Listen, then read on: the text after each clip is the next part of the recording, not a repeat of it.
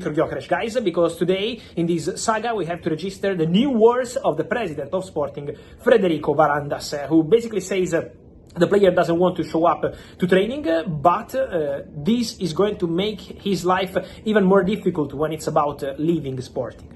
This is what he says. He also insists on paying the transfer fee they want, otherwise they're prepared to keep the player because he has a contract for the next years.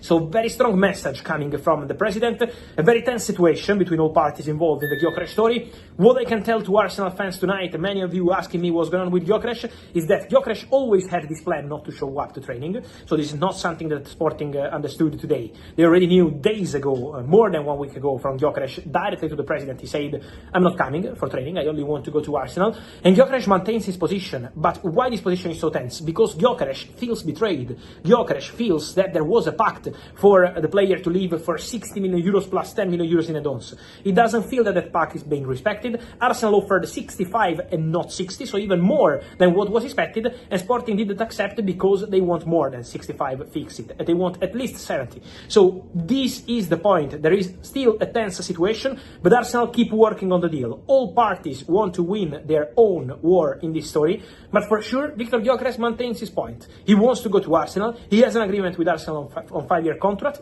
And so he's not planning to stay at Sporting this summer or for the next 3 years. This is the position of Gyökeres. Sporting maintain their position in public and in private, but Arsenal, behind the scenes, keep working on the Gyökeres deal. So now, guys, you understand that the situation is quite tense, but Arsenal are still working on it. So deal on for Gyökeres between a complicated, tense situation between all parties involved in the story. Some positive news also for Arsenal coming from Ethan Nwaneri, because Chelsea, during the discussions between Arsenal and Chelsea, Foroni Madueke basically told Arsenal that they were interested in Ethan Nwaneri and prepared to make a bid if Arsenal were not able to agree a new contract with the player to avoid also losing him on a free, maybe for next summer, to present a bid now. That was the intention of Chelsea. For Arsenal, that was a no.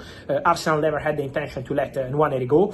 Basically, the conversation was already very advanced with Nwaneri. Then, from the players' camp, they wanted some clarity about the game time, the project, the vision from Arsenal. Arsenal had new contacts in the last 48 hours with the camp of Ethan Nwaneri. When I say camp, his agents, but also family, to present the idea of Mikel Arteta, the trust from the club, the trust from the staff in Ethan Nwaneri and this development. And so Arsenal are making progress. They hope to get the green light soon from Nwaneri and to extend his contract as soon as possible, to get this deal signed as soon as possible. So Arsenal are now optimistic after some difficult moments in the negotiation that was never collapsed. Chelsea tried to enter into the story, but Arsenal maintained their control, maintained their optimism, and made progress in talks with Ethan Nwaneri to extend his contract. So Arsenal are absolutely